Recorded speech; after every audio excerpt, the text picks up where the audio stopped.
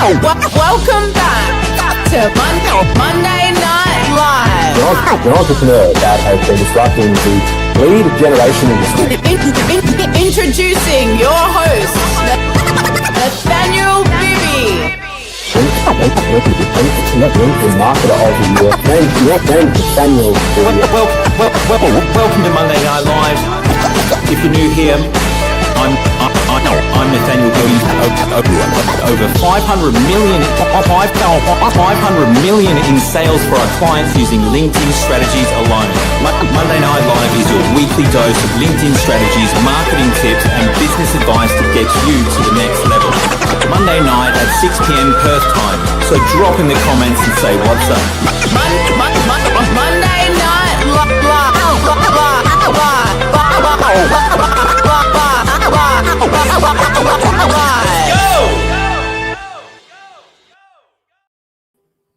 Are you ready, ladies and gentlemen? The time has come. This might just be the biggest episode of Monday Night Live of the year, especially if you felt like your LinkedIn content the posts aren't landing, like the algorithm has changed. You're definitely in the right spot. I'm so excited. We've got the biggest LinkedIn influencer, the biggest LinkedIn creator in the house tonight, Jasmin, Alic. So do drop in the comments and let me know where you're tuning in from. They're just rolling through already. It's good to see you here, guys. What I'm going to do tonight is I've got some new content because I'm obviously a LinkedIn marketer. I've studied Jasmin literally I've gone all the way back to his first post. I'm a real nerd when it comes to this. It's actually quite a different interview for me because I feel a little bit struck by Jasmin. And the truth is, look, if you're playing by the old playbook, the way that LinkedIn used to work, it's not going to be working the same way that it was before. So that's why I brought Jasmin on, and I've been waiting for the right time so that we can get him on Monday Night Live, share his insights. He's the one guy that I would go to for LinkedIn advice. I've never, ever interviewed a LinkedIn coach before. This is the first time. So if you're new here, welcome to Monday Night Live. This is your weekly dose of LinkedIn secrets, marketing moves, and real talk about what's working right now in business. My name is Nathaniel Bibby. I'm the founder of a company called Bibby Media Group. We've helped generate over $500 million in sales through LinkedIn strategies. I've been in the game for a minute, guys. 2014, I started my business. We were the third LinkedIn agency worldwide. And now we're building the biggest and baddest weekly show on LinkedIn, Monday Night Live. Drop in the comments. Let me know where you're tuning in from. Let's make this as interactive as possible. By the way, guys, tonight's episode is brought to you by Kondo. I actually come across Kondo through Jasmin, and I'm just going to load up our little giveaway here. So we're going to give away 6 months, start collecting comments, 6 months of Kondo to a lucky winner. What this tool that I've just opened up here is going to do is every time somebody drops a comment, that's one entry into winning 6 months free on Kondo. So that's like a few $100 worth of value. We'll be showing the winner at the end. So start throwing your comments in, guys. And before I bring out Jasmin, the guest of honor, let me just set the stage a little bit for what you're about to experience. So in 2021, Jasmin had a small following. Guy in Bosnia, didn't have any direction where LinkedIn would take him. And we fast forward to today, he's built a following just shy of 320,000. He's ranked the number one LinkedIn creator on multiple industry lists, at least 3. And his one-on-one coaching calendar is booked out like 2 or 3 years in advance. You got to spend $1,500 US if you want to spend an hour with him. So we're very lucky to have him with us tonight. He's just launched Linkbound, the brand new SaaS platform, which is awesome. So he's got 3 thriving businesses, and whether it's through content, keynotes, his company or coaching, his mission is pretty much to help you scale authority and build a brand that cuts through the LinkedIn noise. So we're going to talk about, first of all, what's changed on LinkedIn, the new rules of LinkedIn, because the landscape is shifting fast with more ads, less organic reach, etc. We'll uncover the truth about what's working right now and what's not. And then we're going to go into Jasmin's personal story and talk a little bit about the psychology behind what it takes to be a good, creator. Because there's a lot of resilience and consistency we're going to be talking about. And third, we're going to loop back to LinkedIn strategy, dive into some more advanced insights so you don't want to miss that stuff. Good to see so many people active in the comments, guys. Thank you all for being here. I think I'm ready to bring Jasmin on. Here we go. Welcome. Good morning, everyone. How's it going? Am I here? Am I live? Are we good? You are live, brother. There we go. I was actually hanging out in a different tab because I got two tabs open. I got us on the stream and I got the live stream on LinkedIn. I'm checking through the comments and I'm just engaging already. Yeah, of course you are. Of course you are. How you been, man? You've been busy. Good, man. And good morning from my end of the world. It's like 8 a.m. over here. Luckily, I'm an early riser and I'm early bird. So yeah, good morning. Yeah, well, it's 2 p.m. here in Perth. It's a bit earlier than we normally do Monday Night Live. You and I have connected quite a bit over the last 6 months or so, and Yes, not sir. waking up at 2 a.m. to do our calls. So we're going to find a time that works for both of us. I'm trying. It's when you run a global, like a truly global community, there's 100%. different time zones. By the way, shout out to all the Link Up members right now who are watching this and in the comment section, just shouting about it. It's like 2 a.m. for some folks right now, maybe even like 3 a.m. and they're live with us right now. So shout out to everyone. But yeah, what I wanted to say is like when you run a global community, it's very hard to pick a time for these live calls. So I kind of stuck at like 2 p.m. European time, and that kind of makes up for the West Coast of the world in the US and all the way to Australia. So if it's sometimes too late for you, my man, I'm sorry, but that's the fine, best I man. can It's do. worth it. It's worth it. I wouldn't do it if it wasn't. Thank you, man. So yeah, I started in 2014, and I remember saying at talks, because there was no competition really on LinkedIn when it comes to posting content back then. And I was saying to guys, listen to me, this is not going to last forever. You know, there's lots of talent out there. As soon as they start coming onto the platform, it's going to be competitive. Do you think that we are still in the early days of LinkedIn? No, but I do feel like it's not as hard as people make it out to be to grow here and to actually build a business. I feel like there's too much talk on LinkedIn right now about how it's oversaturated, about how there's too much, AI content or too many LinkedIn tips and tricks and LinkedIn growth, this, whatever. But I feel like that's exactly what makes it the perfect time to join if you're just now joining, or if you have been on the platform for years and decades even, and you haven't been posting content. I feel like it's the perfect time just because there's so much echo. I feel like when you're in the feed, like especially if you're a daily user like us, right? You log in and there's just so many posts that look, feel, and sound the same. And I feel like that's exactly where the opportunity is. A lot of people are never, ever sharing their own experiences. They're just sharing tips and tricks. And if we wanted tips and tricks, we wouldn't be on LinkedIn. We would be on YouTube. We would be on Google. We would be on ChatGPT, even heck. But if we're on LinkedIn, we want to hear from real people. And I feel like that's exactly where the opportunity is. A whole lot of folks, especially experts in the industry, they haven't gotten in touch with this place right here. I'm pointing at my chest for the audio listeners. I feel like everyone tries to share information. They don't share the person. They don't share the story behind the information. Example, here's how to wake up every morning and crush the day. Cool. I can just Google it, right? But if you tell me how you crush your day, right? Every morning I get up and I, do 5 whatever K in sales, blah, blah, blah. Here's exactly how I crush my morning routine. That's what makes the experience, unique and personalized. And that's what we're lacking. There's so many tips and tricks. There's not a lot of expert tips and tricks. That's where we're lacking. Yeah, I agree. And it's interesting with AI, like the content, it looks to me like at least 60% of people are using AI to create their content. So it's becoming like there's all this perfect content on there and there's just less personality. So it's easier to stand out. It's not a problem, by the way. We got to preface that, right? It's not a problem to use AI for your content, but it's a problem when there's no you in the content. It's AI, but there should be the I that's first. It's kind of funny. The I to the second place in this conversation. Yeah. Do does your advice differ when you're speaking to companies as to when you're speaking to creators? Not at all. I'll be very honest. I hate all that terminology, B2B, B2C, whatever.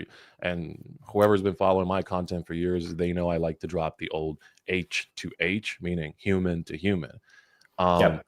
The psychology behind it is very simple. There's no businesses that talk to businesses, right? There's no robots that talk to robots, buildings talking to buildings, Yes. offices talking to offices. It's always people talking to people.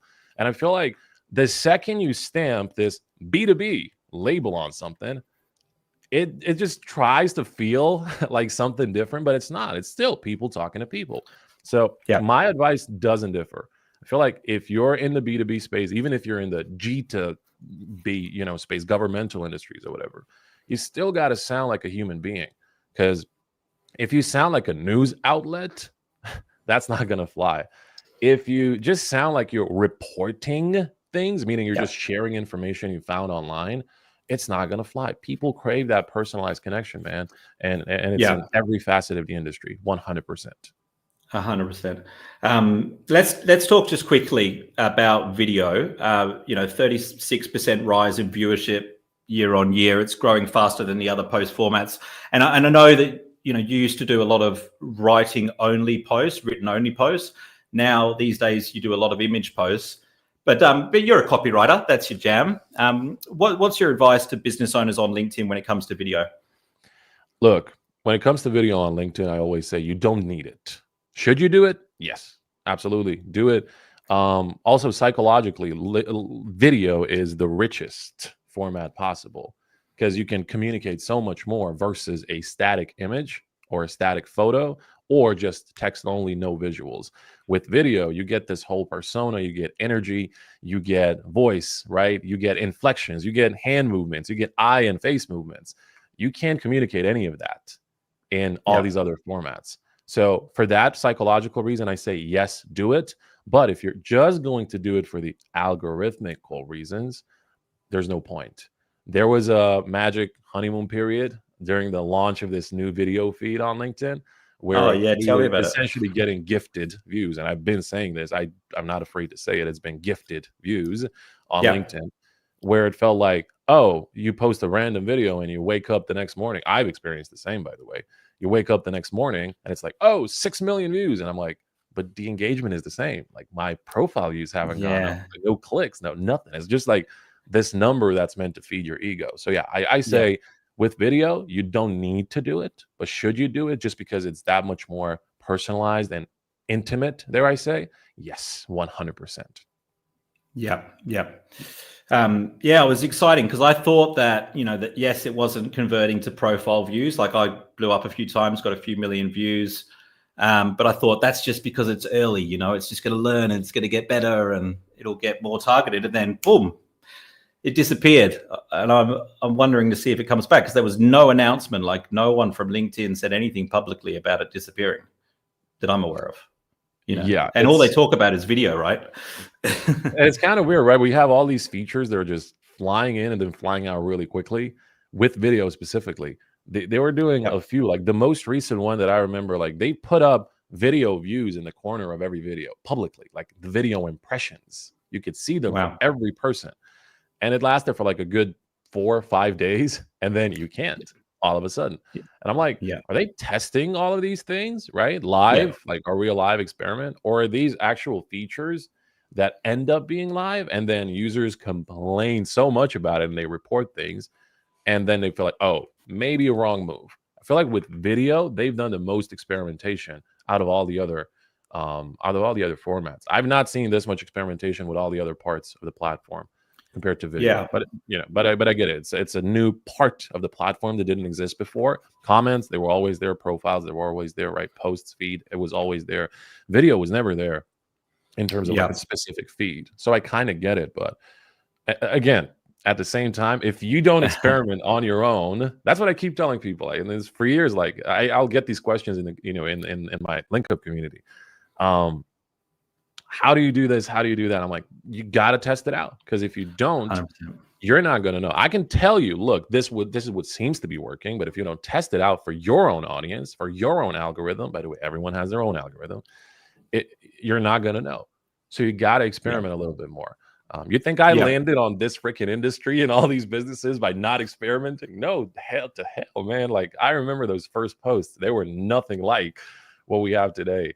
It was. I think that's a really good segue to something I wanted to talk to you about. And this may be a product of my network, but I'm noticing like a jasmification. I guess I'm going to call it a jasmification. Of the feed, where like everyone wants to write posts like Jasmin, right? Do you see that happening? And if you do see it happening, how do you think that that's going to play out? I look at it from two ways. Obviously, on one hand, I'm proud, right? Because people love it, and it's good way to communicate, in my humble opinion. So I'm kind of proud. I'm happy, right? That it's easy for people to just learn from it, from all the content, from all the advice, and they make their own version of it.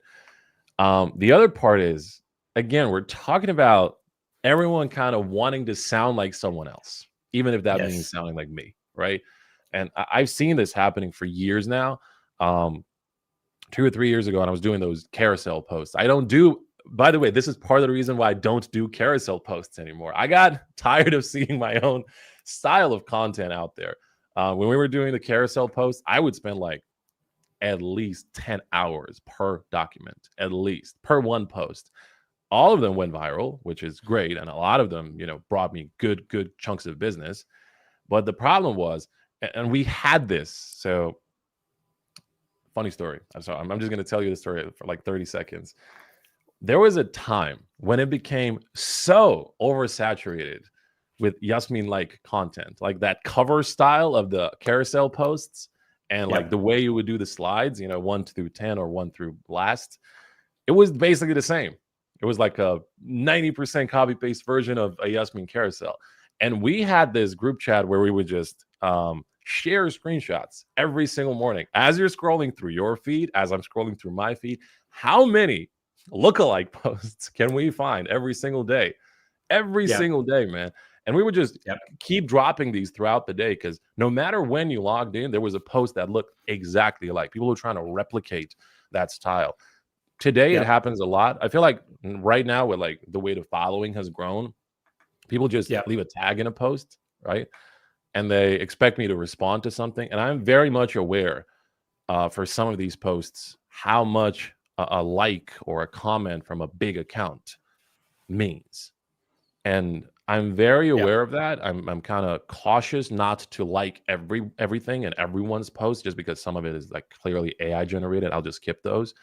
What happens a lot is there's going to be a post where the creator is literally getting like 5 or 10 likes per post maximum. Like, you see it on every post, and then they write something, they tag Jasmin, and then Jasmin comments, and then the post blows up. Hundreds, maybe even thousands of likes and reactions. So I'm very cautious of that. If people are wondering, yes, I am aware of that effect. Do I think the algorithm prefers my like or react? No, not at all. But it's just the effect of any big account, right? When we're talking big on LinkedIn, it's like 100K plus or whatever. So there's two sides to it. Again, on one hand, I'm humbled, I'm proud, I'm happy that we're actually doing good things, right? That everyone is learning and advancing. But on the other hand, I feel like people lose touch with their own selves. It's like you're trying to sound like somebody else, and you're trying to replicate some other person's brand, and it's just never the way, ever. So I think personal branding is about standing out, not about fitting in. It's just like you used to be a rapper, right? Look, my voice may got to be different today, because last night I had the craziest ride back home, and it was Eminem and 50 Cent patiently waiting all the way up, man.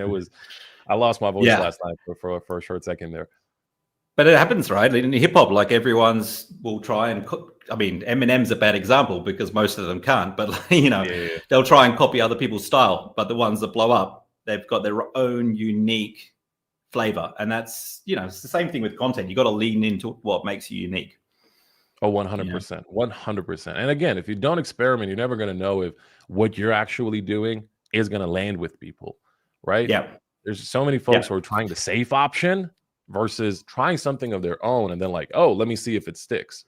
I've done that for years with my style of content. Everything we've done is like a whole lot of experimentation, whether it's, you know, the format, whether it's the way you talk, the length, the formatting tricks, like the power statements at the very end, the hook styles, the visuals now, right? Everything you do is a form of experimentation. And ultimately, I feel like if I'm satisfied with it, that's when I'm going to put it out. If I'm not happy with it and satisfied with it, it's never going to see the light of day. Heck, man, I got like, at this point, I'm not even going to kid, 1,000+ posts in my drafts. Ready. Wow. Perfect. I'm very you're a writer, 9 out of 10, 10 out of 10 posts. But I'm never going to post them ever. Because it just doesn't fit the day or the week or the theme. So I'm just going to keep writing like a rapper every single day. I wake up, 100%. I'm going to write something. But you got to be happy with it, man. I don't think you know this, but I used to rap as well. I used to. Oh man! Like in university days, I put out like probably about 30 tracks or something. So do we have like Bigga and Bibby collab coming up on LinkedIn? Well, I wasn't like on X Factor and all that stuff, but I've got that creative background. Like for me, and I want to just ask you about this because for me, it was very much an outlet. Like it's how I process a lot of stuff that I was going through growing up. And I felt like it gave me a voice. Like I would put something into a song, and then when the song was complete, it was like I dealt with it. It was like therapy.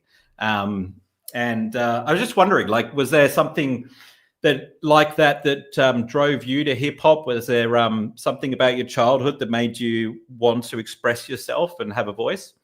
1,000,000%. For me, writing is therapy, and I'll keep saying this. If I don't go to sleep, you know, having written something that day, I can't.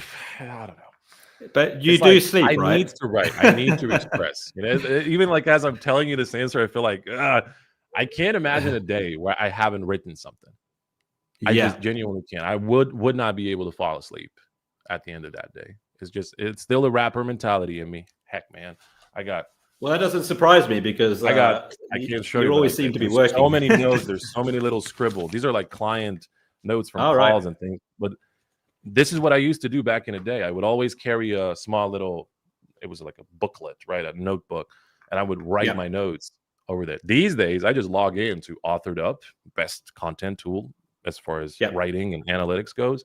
And by the way, shout out to Kondo for supporting this episode. Kondo is like for LinkedIn DMs, chef's kiss. 100%. But writing every day, it's just a thing of mentality. And again, I know a lot of folks do not build this muscle enough. They don't build the writing muscle enough. They're not expressing themselves so often, so frequently, to the point where it feels like, oh, writing is easy.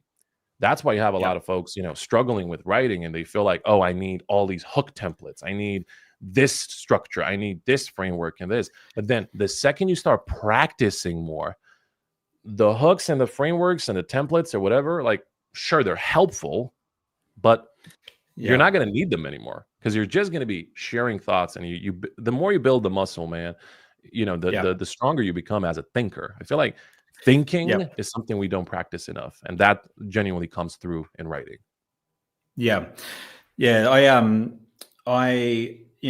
been on LinkedIn since you could post content, right? Like you couldn't post content to start with. And there was a time, like probably 5 or 6 years ago, where the more you posted, the more attention. Like it didn't matter if you posted 10 times a day. So there was one point where I was posting 5 times a day, and I would be in the back of an Uber and I'd just, throw something up. And so like I got in the habit of just dumping content on the platform all the time. And then when my daughter was born, I took a break from like LinkedIn. I was still running my business, but I took a break, and it ended up being about 1.5 years before I started coming back and actively posting again. And that was towards the end of last year. And in that 1.5 years, like the whole landscape had changed. Like I was no longer the only LinkedIn coach in Australia. Like they were everywhere. They're on every corner, right? And so I was like, oh my God, look at this guy's content. And I started all the things that I would tell people to be careful of, I started doing, like comparing myself, becoming a perfectionist, like literally not posting because I needed it to be perfect. And then when I saw like your stuff and I was like, I've got to reach out to this guy. This guy's killing it on LinkedIn. And I saw the amount of like detail that you go into when you're writing content. Like it actually like the perfectionist problem became real for me. And I've since got over it. You'll be happy to know. I've realized, it doesn't do anyone any value sitting in my drafts folder. So I think some people can relate to that. Like, because I'm not a world-class copywriter. I'm a communicator, I'm a businessman. So it's okay if my copywriting is not as good as Jasmin, but the important thing is that I share my message and my voice. That's where I've landed with it. Hey man, preparation for this interview. Sorry, you go. And I was just about to say, I feel that, and I see it a lot with, the people we work with. It's, it's just too much focus on the format, too much focus on the algorithm, too much focus on all the little details. Sure, that adds up. Like there is a psychological underlying value of all of those details. But ultimately, if you don't share, you're not going to sell. And I feel like that's where a lot of people get stuck. They focus too much on the selling that they forget that the platform is about sharing. The selling comes from the sharing. So share first, sell second. That's been my mentality since day one. And I feel like if it's the other way around, it's just very hard to grow. It's very hard to build that trust. Because if all you keep doing is asking, and not giving, you're not going to be attracting, right? I feel like LinkedIn is a game of attraction. It's not a game of sales. And it's just it's a deep psychological conversation, man. I would love to dive deep 100%. into it, but not today. It's a deep conversation for sure. Well, but yeah, share social first. media for marketers, like social media is just completely changed the way we do things. Like it was all about throwing ads up, getting attention, interrupting people. This whole concept of adding value is relatively new, right? So, which is fantastic. Now, listen, in preparation for this interview, I got on Clio. You're familiar with Clio with a K? Yes, I am. Organize all of your content from like your original post. And I was scrolling through from your first post and there's like, you're sharing 7 likes, 2 likes. Man, those likes, I'm pretty sure are from people that have done the same thing I've done. Like, fun fact, my post today is exactly about that. Quite literally. Awesome. So this Monday today, right? But like, but I could see, man, I could see where it comes from, because you're right. Like it's a mindset. It's not so much about the technical stuff. And I know you cover that a lot in your interviews.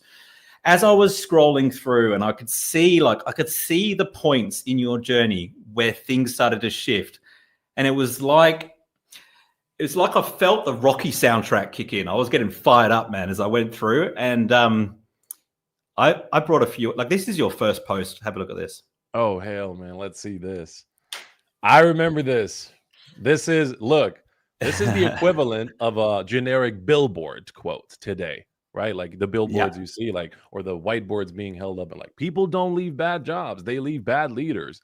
This is the equivalent of that. And this was 2016. So 9-10 years ago almost. But that quote, man, that's like, so I've done it. Everyone, so for all the people who believe like, oh, Jasmin's been perfect with the content since day one. I haven't. I've tried to experiment and I've tried to figure it out. So this is what I've been doing. Oh man, I remember this. But this is the thing. This is like, I see that and I'm like, yes, that's where the mindset comes from. Everyone wants to be successful until they see what it takes. You got more of these? This is cool, man.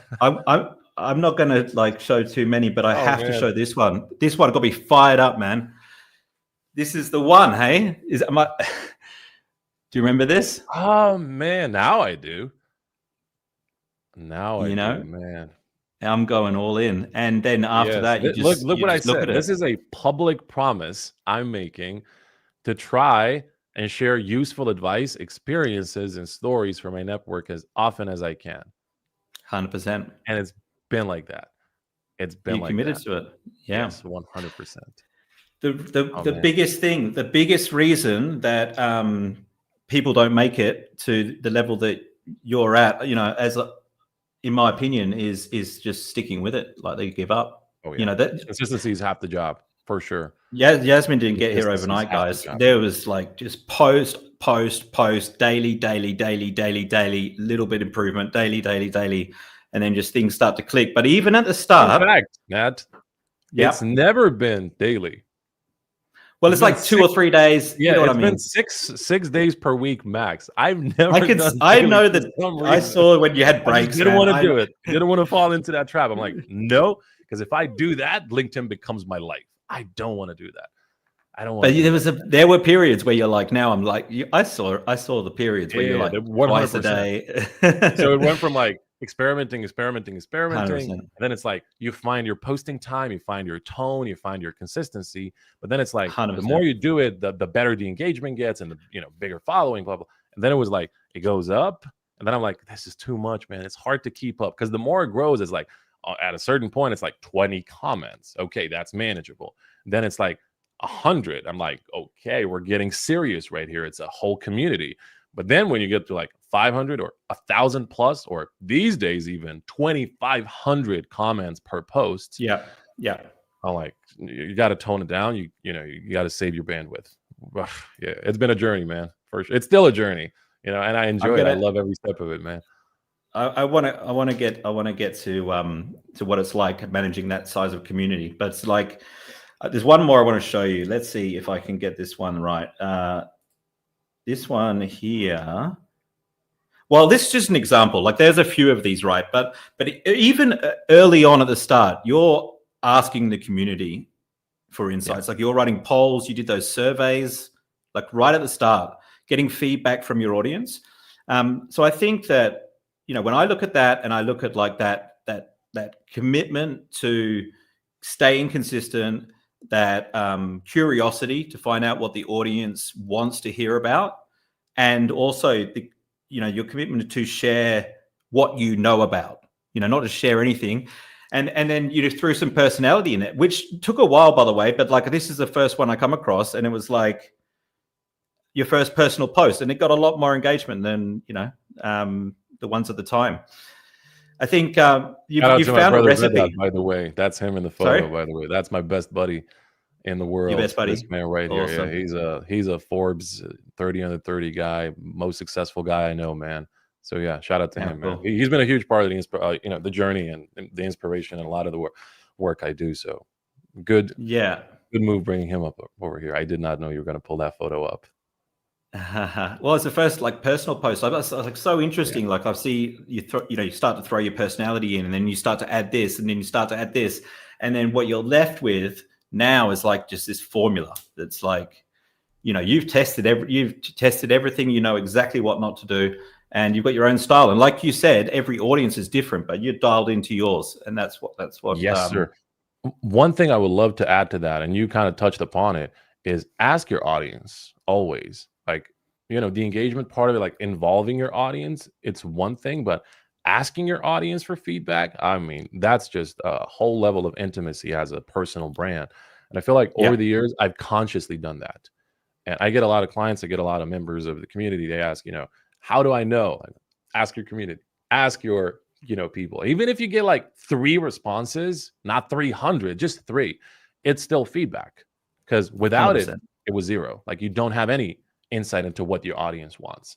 And I've been consciously doing that over the years. I've been asking my audience for feedback always, especially in the PS. Like, do you want me any advice for, things like that, like those types of questions, involve them for sure.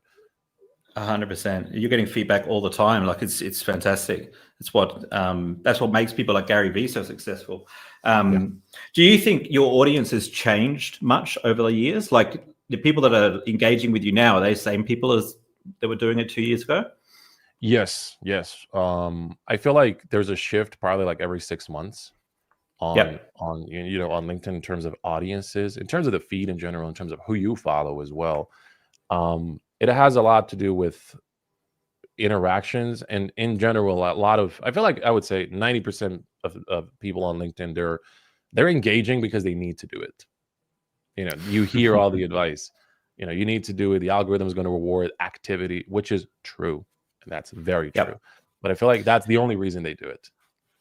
And you don't engage with people because you want to, right? You don't engage because you want to network. You don't engage because you want to meet new people. You don't engage because you want to help without any expectations. I know for a fact 90% of people in my network, they do not do this. They only engage because they know they need to do it. And the the way audiences change over time is because of that reason. You're going to see some people today in your comment section.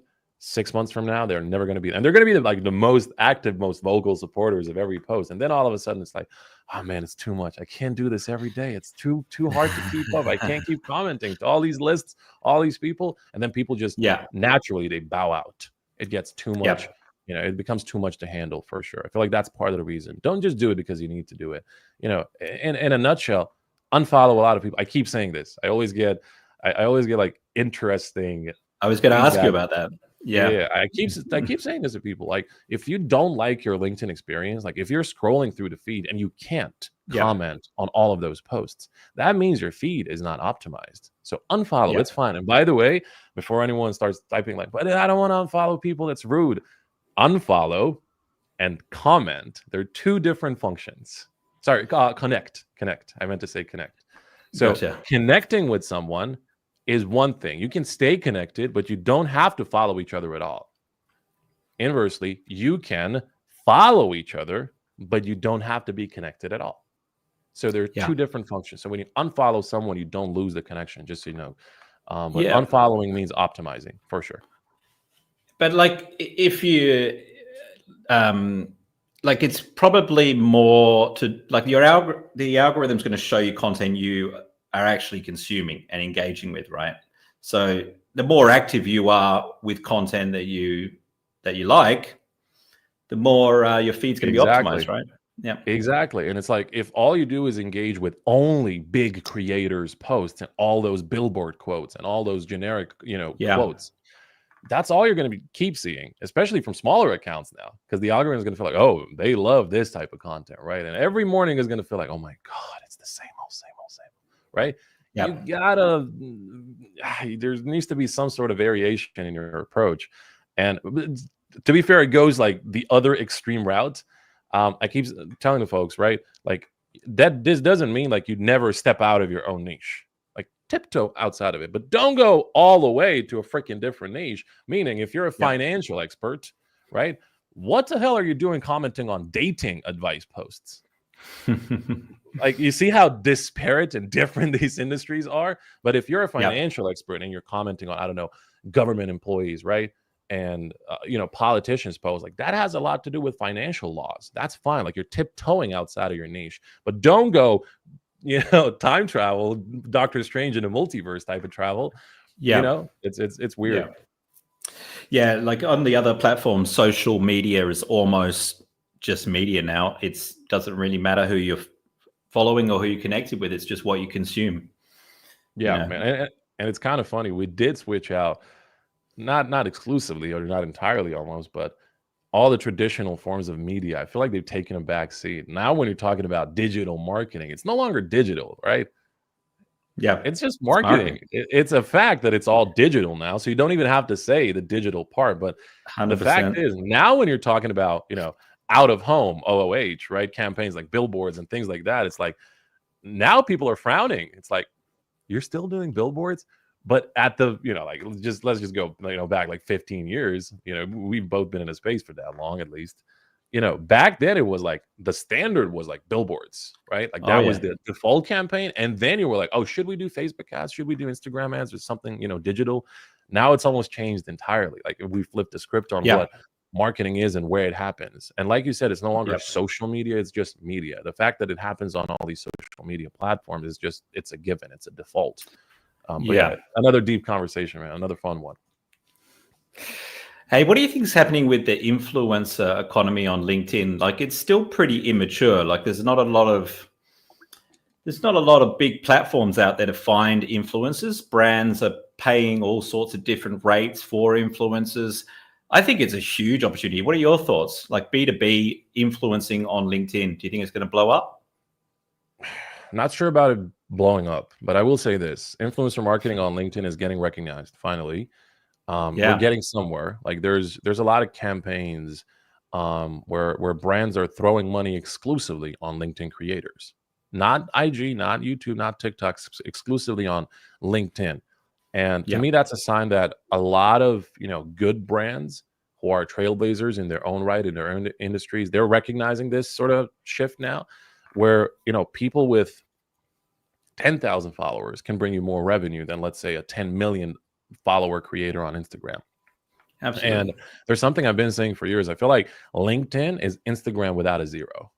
Meaning, if you got 100K followers on LinkedIn, it's the equivalent of 1 million followers on Instagram.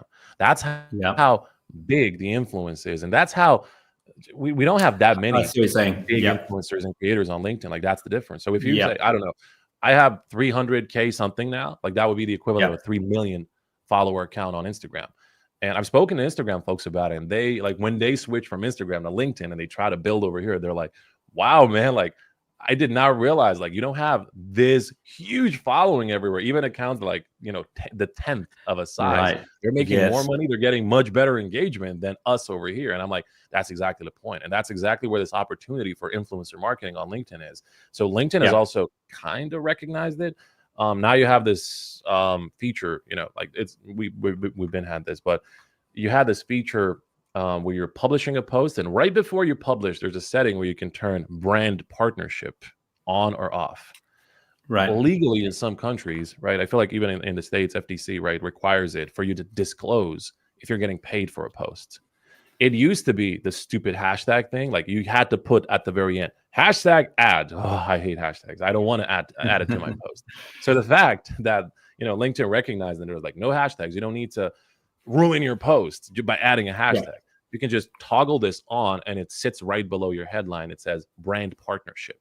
And then whoever you're talking about, whatever the tool, whatever the business, the service that you're promoting, it feels like, oh, this person got paid for it. Right. YouTube also has that little disclaimer in the corner, may include promo or advertising, something like that, where whenever you're doing sponsor content. Yeah, one of the things I always think about, right, when I look at LinkedIn compared to other platforms is, especially it's a bit different for you, but when you have got less than 30,000 connections or followers, like you can invite somebody to be in your network. You can invite someone to follow you. Like, it's not like YouTube where you have to hit subscribe, or Instagram, and whoever wants to follow you presses follow. Like, you can send them an invitation, right? Like, it's very different than just waiting for people to follow you. So that, if you do have 10,000 connections, they could be really targeted, couldn't they? Oh, 100%. And I see it with a lot of these brands, like I get pitched all the time. And it's funny, I haven't accepted a whole lot of sponsored, opportunities. I can imagine. Years. I don't do a lot of those just because I don't do a lot of tools. That's my problem. I don't use a lot of tools. I'm very light and very lean when it comes to my tool stack. But it's I don't know who you're comparing yourself to, but you use a few. You've recommended most of the ones I use. My lean is probably like, some people have it even leaner. But for me, look, it's been authored up. That's for content and drafting and analytics. That's number one, and nothing else comes close. And that's been it. For DM management, it's Kondo. And then I'm thinking, like, what else? Linkbound, obviously my tool for warm prospecting. One. Yeah, I can't forget that one. That's it. As far as LinkedIn, that's it. Other tools I've supported in the past, some, may have been even paid opportunities, and then I've disclosed it. It's been Aware for commenting, for engagement. It's great. It's a great tool to, build your custom feed, save you time, find people who are active in that's a big question in the industry. Like, how do I find active people in my niche? Aware gives you that list. Aware has been one I've supported. Teal has been one I've supported for job searchers. And what else? I mean, there's been Secta AI for AI headshots, and there's been I think there's only been one. Oh yeah, I did the TriScreen product. That was a product. It wasn't a tool. It wasn't a service. So I'm aware of my. I feel like that's the full list of all my sponsorships over the years. That's literally it. Of all the years. By the way, we can't see you anymore. Your camera's not. No, here. Can you hear me? Can you hear me? We can hear you. You're good. But I'll just continue talking about. I'm coming right back. Speaking of tools and tech, look at what we're doing. I'll be right back. Don't you worry about that. I'll take it from here. Don't worry. So as I was saying, that okay, go on. You're here. You're gonna be silent. Okay, for sure. I'm coming straight back in. Don't you worry. Where am I? Okay. There we go. Something you talk about, which I wanted you to share with the audience, was the concept of you're always writing 2 posts. Oh, I'm Remember always that writing multiple. The first post being the first 3 lines. Yeah. Can you explain a bit about that? But look, these days, it's multiple. It's no longer even just 2. Right. It's kind of funny. I wrote a post probably just a couple of weeks ago where the hook was, I'm doing things on LinkedIn that nobody wants to do. That was my hook. And it was like my process behind every post, meaning there's part 1 of the post, right? It's the first 3 lines. That's part 1. I feel like that's post number 1. A lot of people don't treat it like that. I treat it like that. Those first 3 lines before you get the preview cut off, that's post number 1. The rest of the post, that's post number 2. The pinned comments, I write like minimum 5 per post. Those are additional posts. Of course. Those are additional posts, man. And those might be some of the throwaway posts that I will never publish, but I will reuse them because it's the same thought, same topic, same conversation, right? But I will use it because it connects directly to the post. So I will not throw away the post. I will repurpose them as comments. And then like behind the scenes, I do SEO optimization for each image post and carousel and video. So now I'm thinking like, what do I write in this little snippet for SEO that gets me not just seen by, keyword search, but also tells a story if people are, a lot of people have, I don't want to say disability, it's a bad word, but trouble with, seeing the content and reading the content. There was a research one that said 1/3 of the world's population has some sort of trouble like that. So a lot of people even use like, text to audio tools like that. Now AI is getting smarter. A lot of folks use screen readers, right? So they're basically analyzing what's on the screen. But if you can't see an image, you have to be able to describe it. So I do that for accessibility reasons for each one of my posts. I never forget to do that. But it's got me on Google. I got a Google celebrity page now because of that, partially because of that, right? Because I'm describing everything I'm doing visually as well. And it's like the algorithms, they pick this up. But yeah, multiple posts per post. It's kind of a weird psychology, but it always puts me back in this, day one mentality. I know not everyone's going to do this. I know for a fact because people don't want to do it. They don't have the time. I enjoy the content game, man. It's not just a matter of I need to do it. I enjoy it. I enjoy crafting content. I enjoy writing. I enjoy all these drafts. Probably after this conversation, like you've given me at least like 5 post ideas now with all these questions. I'm just gonna sit down now with my breakfast in front of me, and I'm like, okay, let me type some of this stuff out. But yeah, multiple posts per post. And this is advice that I always tell to folks: like, don't publish everything you write, right?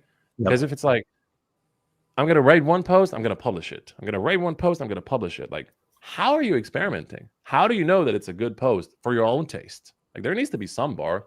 Write 2 or 3 versions of the same posts and then pick the best one. Because otherwise, you're not progressing. You're not doing anything that makes you feel like, oh, I know my content is getting better. I don't know. I feel like even at, after years and thousands of posts, I want to get better at content.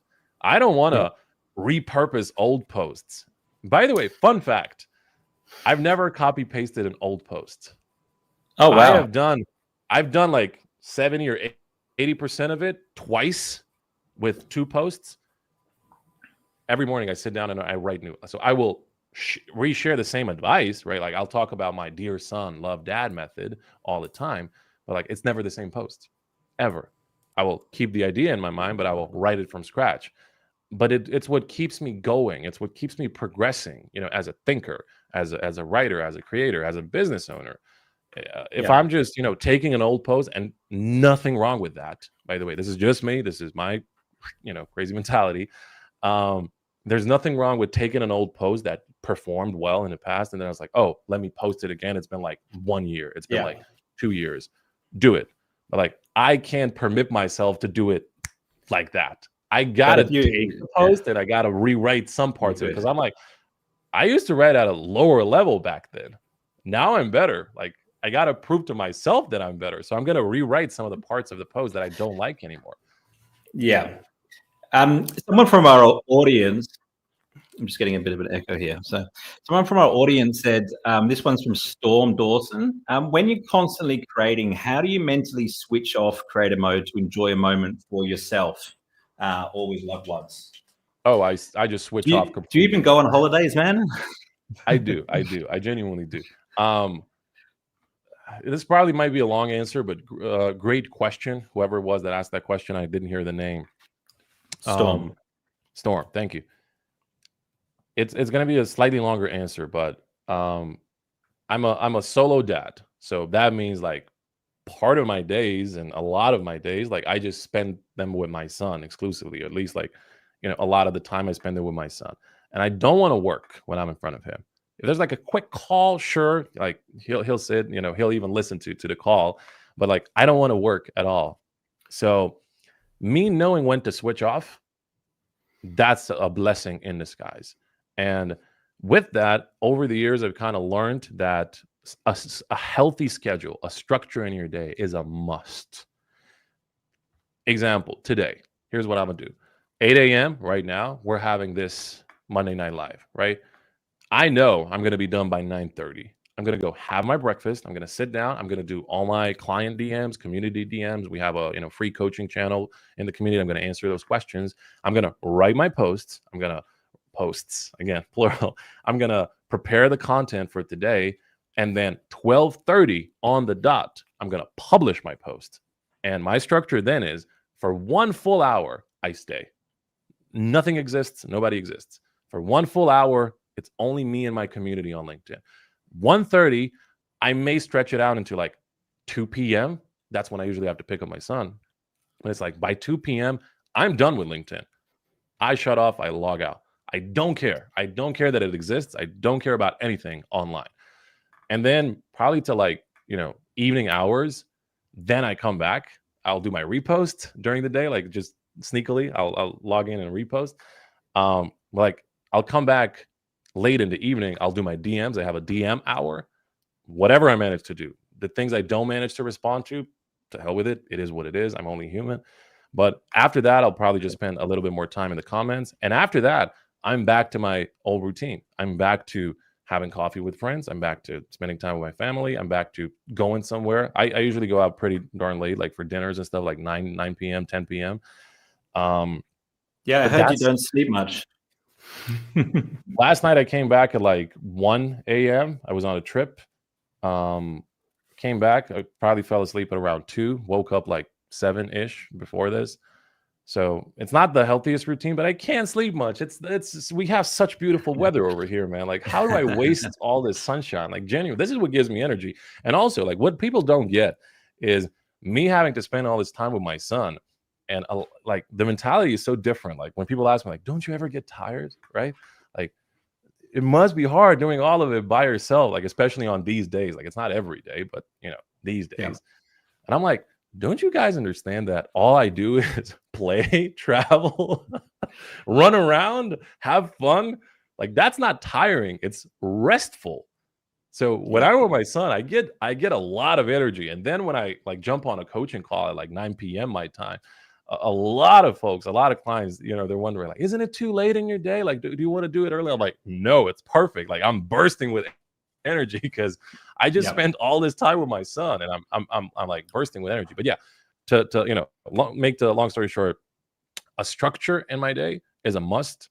And within that structure, I do whatever I can within those commenting hours or DM hours, whatever I can, I do it. Whatever I don't care about it. I don't stress over it. At this point in my career, it's like, it's too much going on. There's always more work to do. There's always more DMs, more leads, more emails. There's always more meetings. There's always more comments to be responded. And I just understand that I'm only human. And I'm like, I want to spend time with my family, my son specifically, and I want to enjoy life. And also 3-day weekends. Biggest decision I've made last year. I told myself I'm no longer going to post on Fridays. Now I just do Monday through Thursday. Friday, Saturday, Sunday for me are non-posting days. I may repost something. Like if I'm doing a podcast, I'll typically, like whenever they send me the message, hey, the episode is ready, like we're posting tomorrow, and I'm like, please don't post it on Friday, because then I can repost it, right? Because then it's like a bonus to my audience because Gotcha. everyone's active on Fridays. I'm not. And because everyone else is active, I'm going to repost that directly. And then it's like an extra post. So like some of my followers, they've caught on to this move. But like for those of you who don't know, like that's when I usually do my reposts, Fridays, because it's a non-posting day or Saturday and Sunday, obviously, but Friday is like the most active. But yeah, again, structure, family first. You're going to get tagged in like 100 posts every Friday now. Which is kind of funny because I'm not online. Yeah, cool. You do a great job, man. Like I'm always amazed when I meet you, like over the last few months, like I'll send him a DM and I'll be like, you know, he'll probably get back to me in a few days, guys. It's like, bing, you're like online. Yeah. You do a fantastic job. It's like whenever I do my evening DM hour, it's like the morning for you, and that's when you usually do your DMs, right? Because then we kind of align. Yeah. But I try to be as responsive as I can. Obviously, our Kondo makes it easier, genuinely. You know, you only get that inbox that you need, and everything else is everywhere else. That's what makes it easier. But yeah, I try to be as responsive as I can. Some days I'm not, especially when I'm traveling. Like just this morning, there are messages, I can't show it, but from my community, like there's already several of them piled up because we have a meetup next week in Bosnia, man.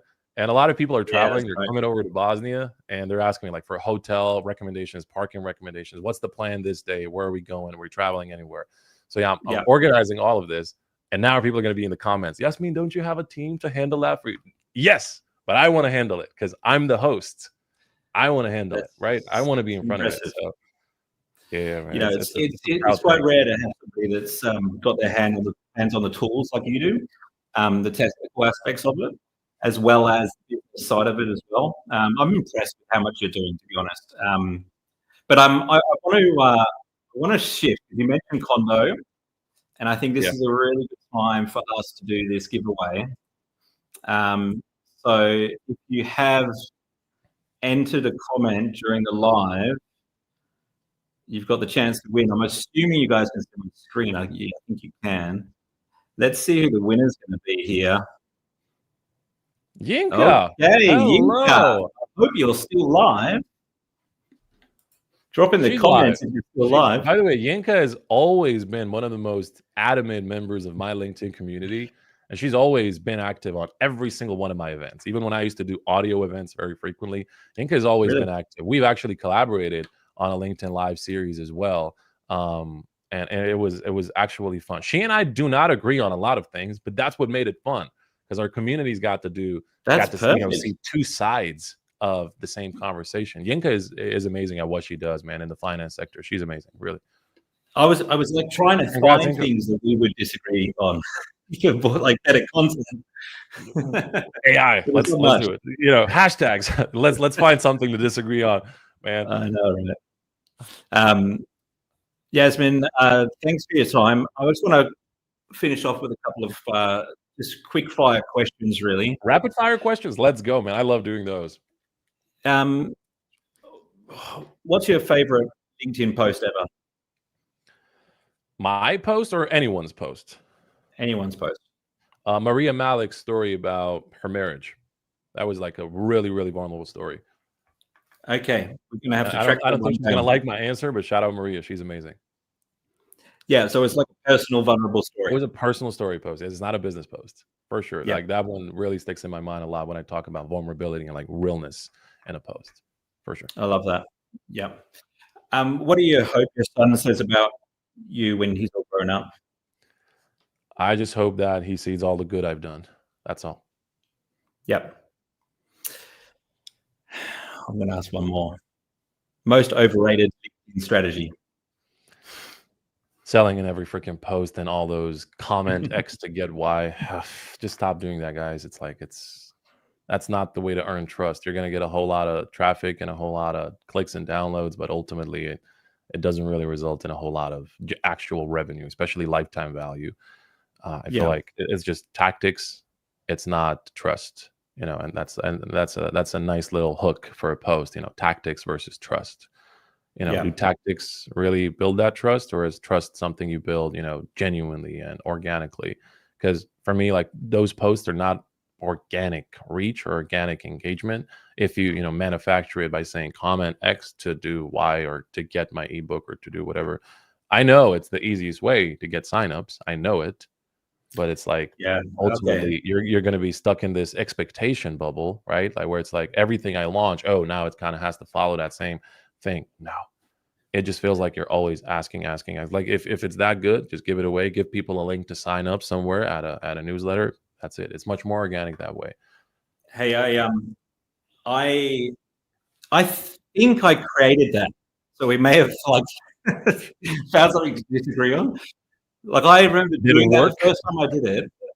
I come up with it, and I was like, "What a great way to get loads of engagement!" But then I stopped doing it when I saw more and more people doing the same thing. Yeah, it So I was just did. bloat. It's bloating the feed, man. There's like Yep. no real value in it. Typically, it's just low ticket or very low value resources that you're just sharing for No. free, hoping to get people onto something more higher ticket. And I don't know, No. I kind of hate it. It was I've never always been a massive never been a value fan if of it. I was going to do it, but I don't do it anymore because of Just that. share it. I keep Just telling this to be like, just share it. yeah. If it's really that good, just share it. Or leave a link to a newsletter. Like give us like a big giant like part 1, right? I like it when creators do that. Like give me some sort of value, like something Yeah. tangible, something applicable. But a lot of that stuff is not applicable at all. Like I'll read a post and I'm like, Well, okay, now what?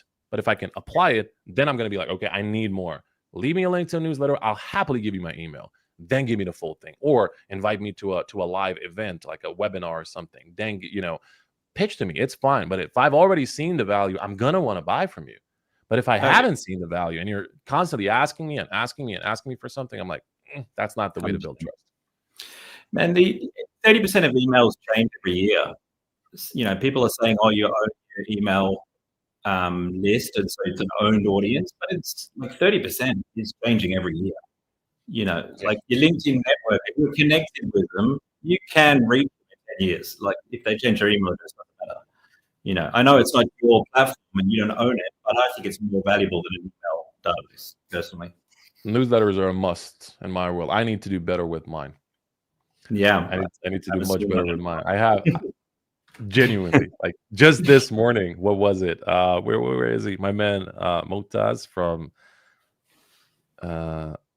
Medina, 3:55 a.m. So it was like Oh, yeah. 5 a.m. for him. He sends me a message with a brand new landing page portfolio because I promised him this is social hiring, right? Yep. For context, for the people who have no clue what I'm talking about, there was a post I was tagged in where this guy created an entire newsletter strategy for me, and he created a beautiful post about it, the entire breakdown. So technically, he wasn't sharing that post for me. He was sharing it for his entire network. He was just like, okay, I recognize the gap in this guy's content, right, in his newsletter content. And I'm like, let me fix him a landing page. Let me, create a funnel. Let me create an entire like free email course. And he shared all of that, like an entire blueprint, an entire template, if you will, right? But I reached out and I'm like, my man, we got to build this because I like this. And it's been open in my urgent tab group on Chrome. By the way, Chrome tabs, another productivity hack. I don't know a lot of people who do that, like grouping tabs into anyhow. But yeah, I promised him I would hire him for this, and we've been chatting ever since. But one business thing on top of the other, another launch. I'm like, this newsletter keeps getting put off. Luckily, we don't need it to grow the business. Luckily, I'm very, very blessed for that. But the second I start doing the newsletter and the sales, I'm like, let's go. That's for sure the next stage. For sure. Yeah, awesome. Jasmin, I know you've got to run. We've been very generous with your time. Thanks for being part of Monday Night Live. It's a pleasure, man. It's a pleasure, and, genuinely. Guys, in the comments, let us know your biggest takeaway. I'm going to go back and reply and read all of them. I'm looking forward to seeing what you guys thought of the live. And make sure you join me next week for another episode of Monday Night Live. This has been fantastic. I've been really looking forward to this, Jasmin. Thank you for spending some time and sharing some insights with us. Likewise, Nathaniel. And by the way, thank you for the invite. You, to me, have also been one of the most inspiring characters on LinkedIn. It's very rare to find someone who cares deeply, so as deeply as you, about their craft. And I feel like it also comes from experience. You're not just sharing tips and tricks, you're speaking from experience, and there's a big difference. So major kudos to everything you've done. Thank you for inviting me, man. And let's just, we'll do this again for sure. Yeah. Hey, I didn't mention, by the way, to the audience that I am a member of Link Up. So if you are a creator, highly recommend joining. Like I've never, ever hired a LinkedIn coach in my life. But I'm a part of Link Up. It was actually a good news type of moment for me that morning. I remember when you signed up, it was like, Nathaniel's in Link Up, Nathaniel's in my community. I'm like, let's go. Like, we're getting all the good people in the community. Yes. And I feel like we have creators. Yeah. It's such a strong group of people, man. And I'm very proud of it. That's the reason I removed the monthly subscriptions. It's only 1 year. Only 1 year. Whoever is serious about their business, I don't want to just sell you a course, get that lead, get that sale, and you're out of my life. I built this so that we can coach people, so that we can guide them long term. So you have that support long term, not just for a very short time, or it's like self-paced. I don't want to do that. I'm a teacher at heart. I want to guide, and that's what the Link Up community is for. I feel like we have such a. And when I joined, I was very clear. I'm going to do it for a year at least. If I'm going to do it, like I'm not going to do it for a month. Yeah, that's true. That's true. Thank you, man. Thank you for being part of it. Genuinely. Yeah. Okay, guys. That's a wrap. Thanks for being part of Monday Night Live. We'll see you next week. Stay legendary.